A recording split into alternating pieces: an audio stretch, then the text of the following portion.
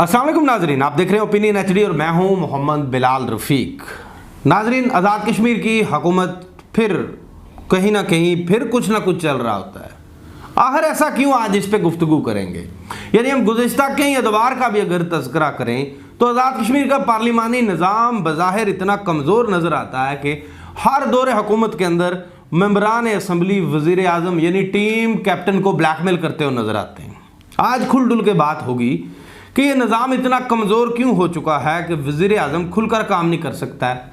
यानी इन दिनों में वज़ीर आज़म सरदार तनवीर इलियास खान, जिनको वज़ीर आज़म मुंतखब हुए 1 साल का अरसा भी नहीं हुआ है, लेकिन वो भी मेंबरान असम्बली के हवाले से शिकवे करते हुए नज़र आते हैं। इससे पहले अगर हम बात करें PTI के प्राइम मिनिस्टर थे सरदार अब्दुल क्यूम खान नियाज़ी, वो भी जो उनके मेंबरान असम्बली थे यानी अरकान थे पार्लिमानी पार्टी के, उनके हाथों यरगमाल बने हुए नज़र आते थे। कभी कोई नाराज़ कभी कोई नाराज़, अब भी यही सिलसिला चल रहा है। फारूक हैदर खान की हुकूमत को अगर हम देखें तो वहाँ भी अदम एतमाद लाने के लिए कोशिशें की जाती रहीं।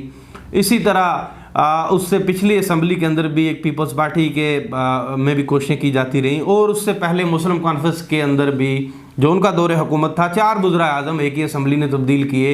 यानी ये सारा खेल मेंबरान असम्बली ही खेलते हैं। और आखिर ऐसा क्यों है कि पार्लिमानी निज़ाम जो कमज़ोर क्यों है। इन दिनों सरदार तनवीर इलियास खान भी ये शिकवा करते हुए नज़र आते हैं हल्का हल्का सा। एक वीडियो मंजर आम पे आती है, उसमें गुफ्तगू करते हैं और उसके बाद कुछ वजाहतें आ जाती हैं एक और नई वीडियो में। आपको ये भी बताता चलूँ कि सरदार तनवीर इलियास जब पॉलिटिक्स में आए तो एक नैरेटिव बिल्ड किया गया कि आज़ाद कश्मीर में तब्दीली आ जाएगी। जैसा विजन उनका कारोबारी है वैसा ही आज़ाद कश्मीर के अंदर डेवलपमेंट हो जाएगी, टूरिज्म सेक्टर को फ़रोग दे दिया जाएगा, रियासत के अंदर तामीर व तरक्की हो जाएगी। लेकिन सरदार तनवीर इलियास अभी तक खुलकर परफॉर्म क्यों नहीं कर पाए?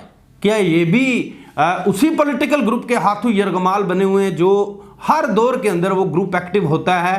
आखिर वो लोग क्यों बार बार असम्बली में पहुंच जाते हैं और कैसे ये निज़ाम बैलेंस कैसे होगा? यानी अब अगर जायज़ा लिया जाए तो बज़ाहिर आपको आज़ाद कश्मीर हुकूमत नज़र आती है, लेकिन हुकूमत के अंदर कई धड़े नज़र आते हैं और प्राइम मिनिस्टर कमज़ोर होने के बायस हर धड़ा अपनी स्टेट के अंदर काम करता हुआ नज़र आता है। यानी कहीं किसी हल्के में कोई वज़ीर मजबूत है तो वो पूरे निज़ाम को उसने यरगमाल बना के रखा हुआ है। एडाक तकरीरों का एक बुछाड़ है इन दिनों में।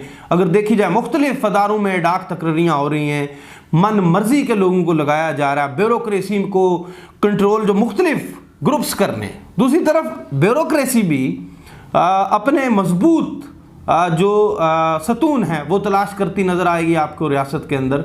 ये क्या चल रहा है? हुकूमत क्यों मजबूत नहीं? प्राइम मिनिस्टर तनवीर इलियास, जिनके ऊपर कहा जा रहा था कि इमरान खान का बराह रास्त हाथ है, हाल ही में ज़मान पार्क में एक मरतबा फिर इमरान खान ने उन पे एतमाद का इजहार कर दिया। सारी पार्लिमानी पार्टी को कह दिया कि आप इन पे एतमाद करें, इनके साथ चलें। उसके बावजूद सरदार तनवीर इलियास खान क्यों परफॉर्म नहीं कर पा रहे हैं? हुकूमत आज़ाद कश्मीर बज़ाहिर कमज़ोर क्यों नज़र आती है? बड़े अहम फैसले करने क्यों नहीं हो रहे हैं? इन सारी चीज़ों पे आज बात होगी। अगर ऐसे ही चलता रहा तो आज़ाद कश्मीर, चूँकि आज़ाद कश्मीर के अदारे भी मुतासर होना शुरू हो चुके हैं, अब आज़ाद कश्मीर के अदारों की परफॉर्मेंस वो नहीं रही जो आप माजी में देखा करते थे। ब्यूरोक्रेसी के अंदर लोग खुद को कमज़ोर फील करते हैं। जिस ब्यूरोक्रेट के ऊपर मोस्टली यही देखा जा रहा है को तगड़ा हाथ नहीं है, वो खुलकर काम ही नहीं कर सकता। यानी मैंने जैसे पहले कहा कि रियासत के अंदर इस वक्त छोटी छोटी रियासतें नज़र आएंगी।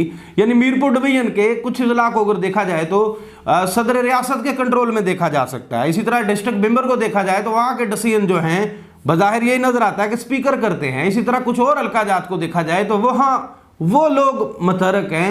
इसी तरह तनवीर इलियास डिवीजन के अंदर। यहाँ पे छोटी सी ब्रेक लेंगे, ब्रेक के बाद हमारे साथ मौजूद होंगे सीनियर तजियाकार आमिर महबूब साहब। आज उनसे इन तमाम मौज़ूआत पर गुफ्तगू होगी।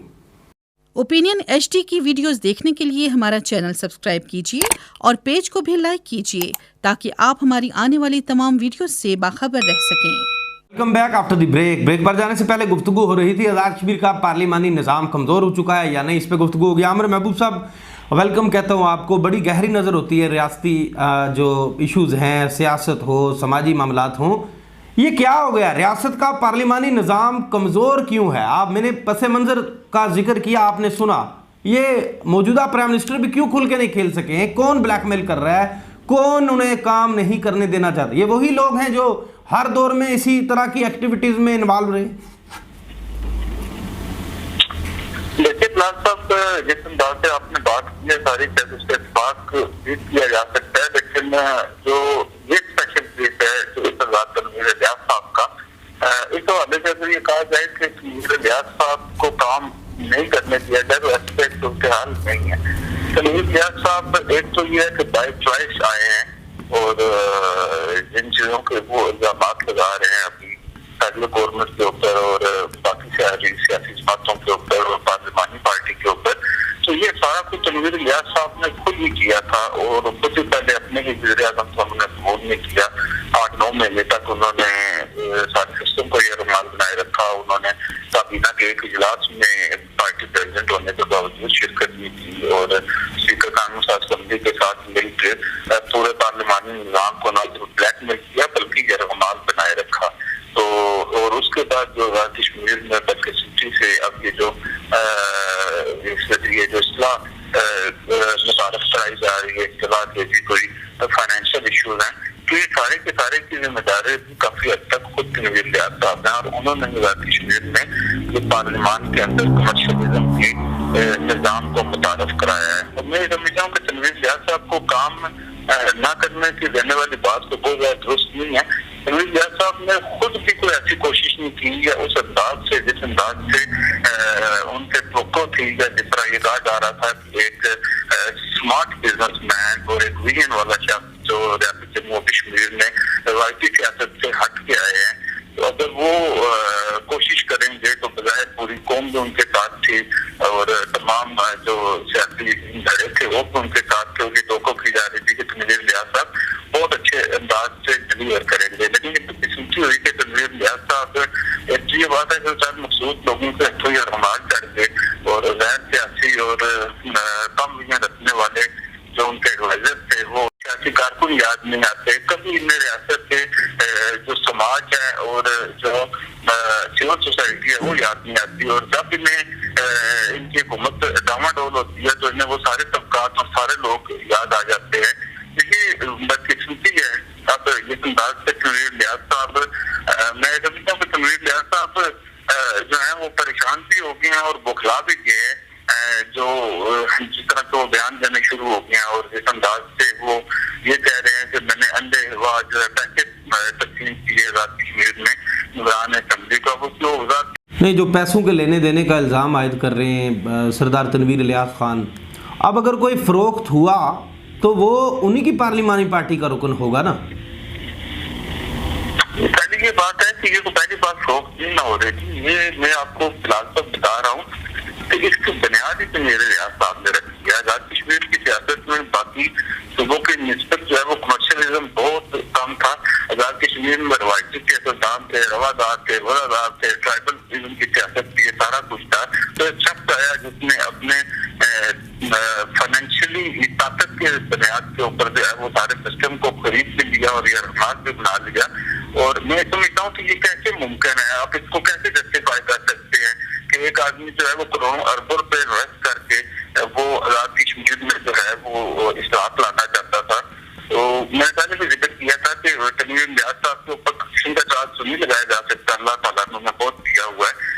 उनकी रवादारी और वफादारी पर भी कोई शक नहीं हो सकता, उनके अखलाक के ऊपर भी शक नहीं हो सकता, लेकिन उनके ऊपर तनकीद करने वालों का ये जो हक है जिसके मुताबिक वो उन्हें ये कह रहे हैं कि आप अपनी सिमत दुरुस्त कर लें और आप खुद करें। आप जो मुझे बताएं कि वज़ीर आज़म जो है वो रियासत को मैसर नहीं रहे जब से वो वज़ीर आज़म बने हैं। उनके खिलाफ की शक नहीं है, लेकिन उनका जो वर्किंग स्टाइल है और उनके टाइम मैनेजमेंट है उसमें पूरे सिस्टम को जो है वो नुकसान पहुंचाया है और वो परेशानी का बायस है सब लोगों के लिए। और हमेशा ये बात की जाती रही है कि तनवीर इलियास साहब अगर अपनी इस्लाह कर लेते तो तुम पे बेहतर है। मैं समझता हूँ कभी भी कोई इतनी देर नहीं हुई है।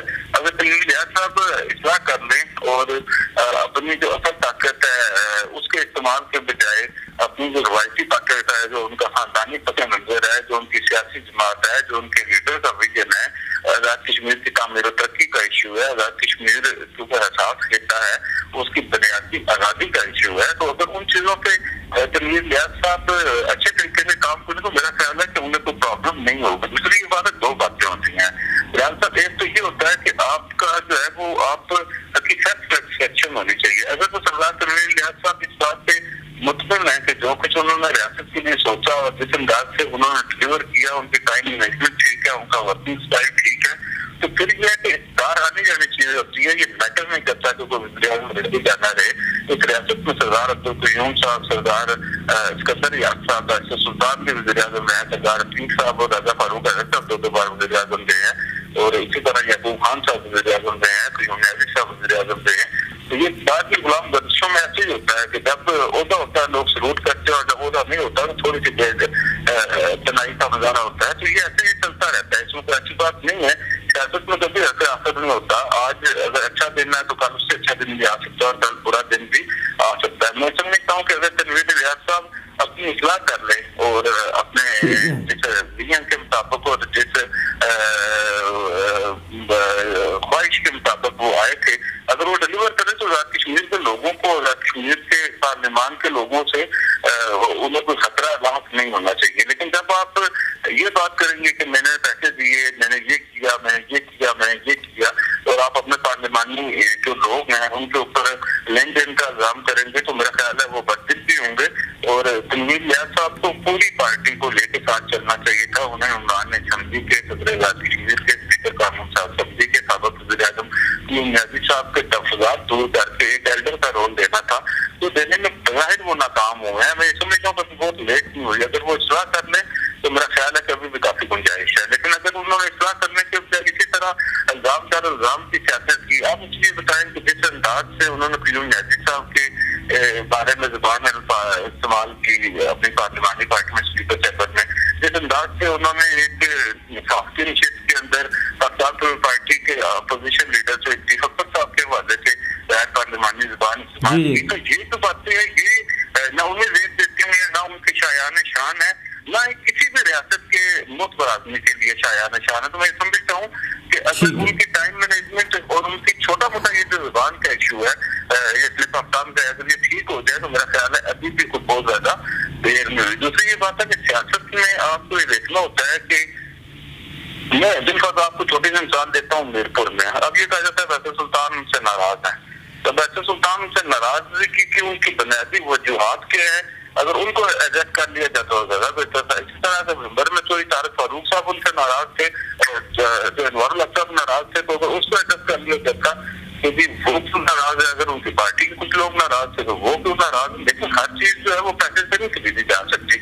कुछ चीजें जो है वो डिलीवर करके ग्राउंड रियलिटीज के मुताबिक होती हैं। आजाद कश्मीर की जो इमरान असेंबली है, इनमें किसी का तल्लुक पाकिस्तान पार्टी से नहीं है। मैं माजरत से कहूंगा सिर्फ एक टिकट उन्होंने दिया था राजा मंसूर साहब को तमाम उसमें हल्कों में, तो राजा मंसूर साहब को भी कामयाबी हासिल नहीं हो सकी थी। बाद में बुनियादी इंतखाबात में रिजल्ट उसी तरह का है। तो आजाद कश्मीर के जो रवायती सियासतदान है और आजाद कश्मीर का जो ट्राइबलिज्म और टबरिज्म का जो सिस्टम है, उसे अभी तक कमजोर नहीं किया जा सका। और आजाद कश्मीर को अगर तनवीर लिहाज साहब का जो एक उस विजन के मुताबिक आजाद कश्मीर को सोशल स्टेट बनाने की तरफ लेके जाते, तो ये टाइम ज़ाया हो रहा है ना। मैं समझ रहा हूँ कि चाहे क़य्यूम नाज़िर साहब की हो, चाहे तनवीर लिहाज साहब की हो, लेकिन ये जो बेसिक जो इशू है कि आजाद कश्मीर की आवाम जिसका बुनियादी हक़ खुदराजियत का इशू है, जिसके बुनियादी इंफ्रास्ट्रक्चर का इशू है, जिसके तालीमी निज़ाम का इशू है, जिसके सेहत के निज़ाम का इशू है और बहुत सारे मसाइल का शिकार है, उसके जो है 19 महीने अभी तक 18 महीने से ज्यादा टाइम ज़ाया हो चुका है। तो इसको ठीक करने की जरूरत है, ना कि तनकीद बराए तनकीद रहे। अगर वज़ीर-ए-आज़म की जो अच्छाइयाँ हैं उसे अच्छाइयाँ देखना चाहिए, जो वज़ीर-ए-आज़म में खामियां उनकी निशानदेही करने में कोई हर्ज नहीं है, और उन्हें भी जो है तनकीद बराए इस्लाह को खुले दिल से। बहुत शुक्रिया आमिर महबूब साहब, बहुत शुक्रिया, बहुत बहुत शुक्रिया।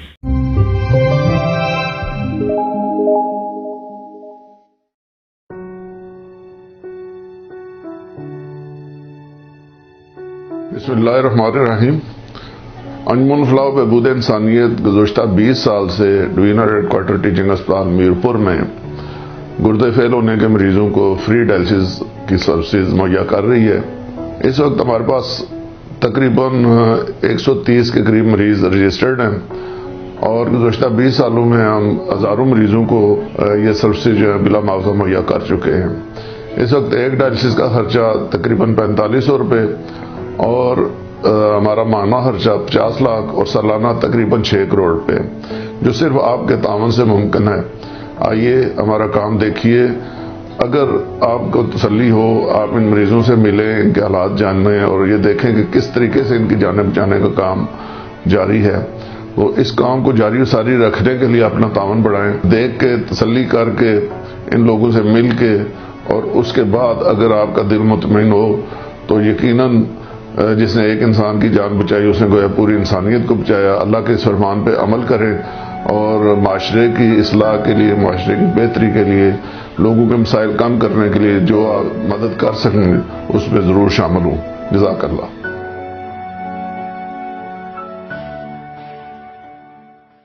जी वेलकम बैक।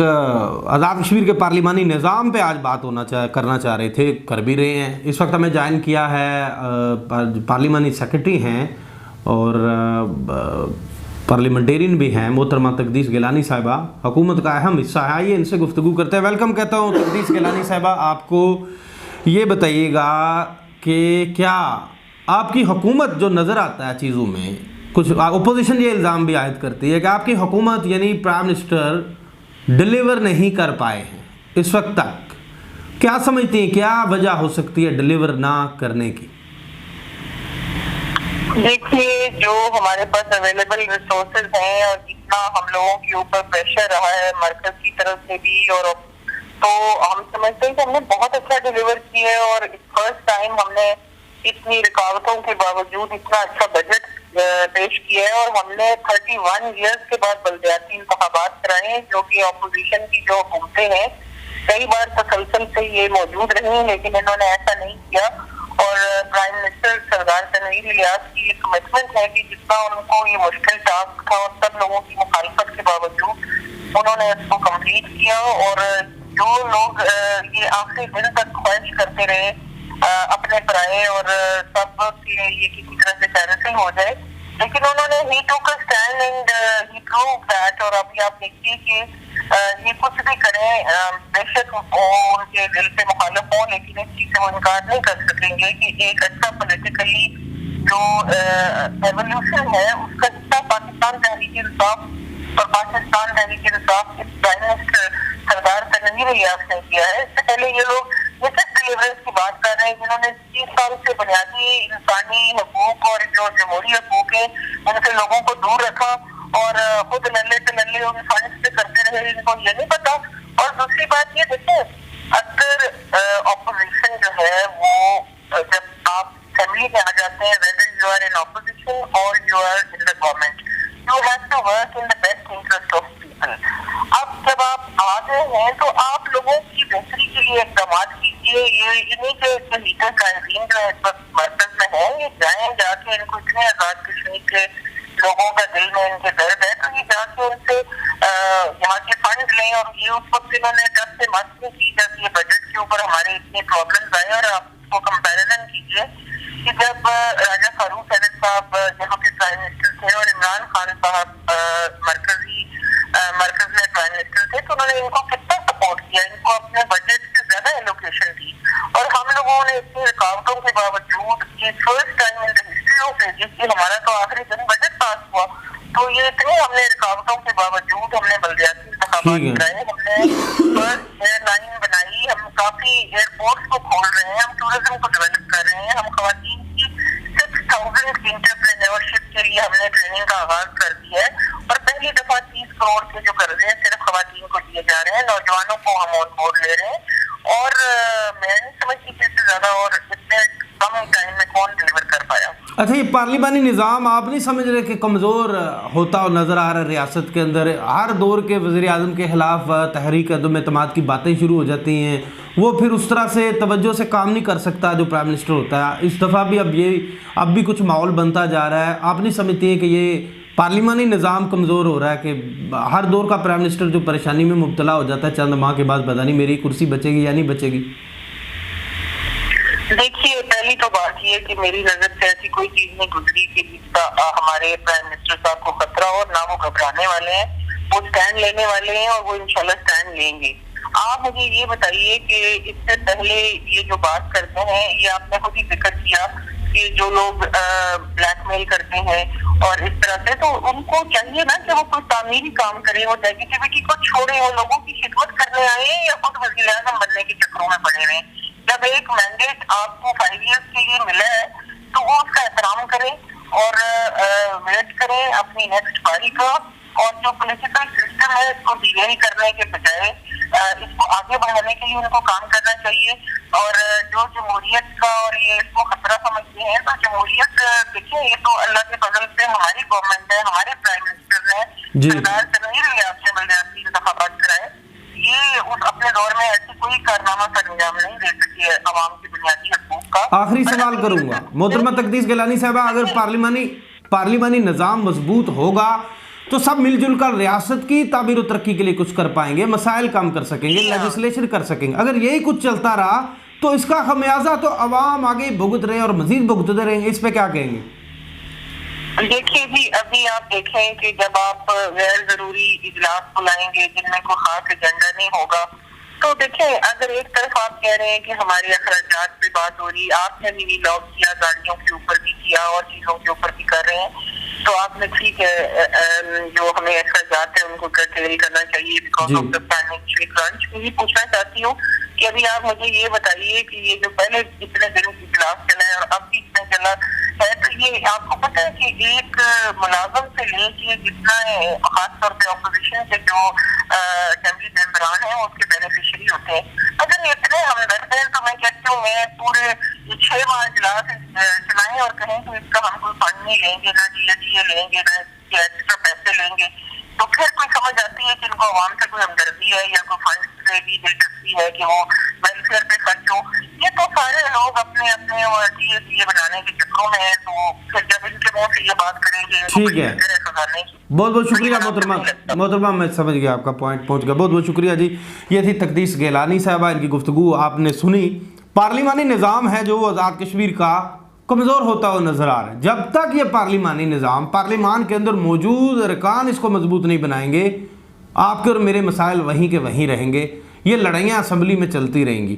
अब अगले दिनों में क्या होगा, आइंदा चंद रोज़ में ये बातें क्लियर हो जाएंगी। इसी के साथ मुझे नए वीडियो लाख तक के लिए दीजिए इजाज़त। अल्लाह हाफ़िज़।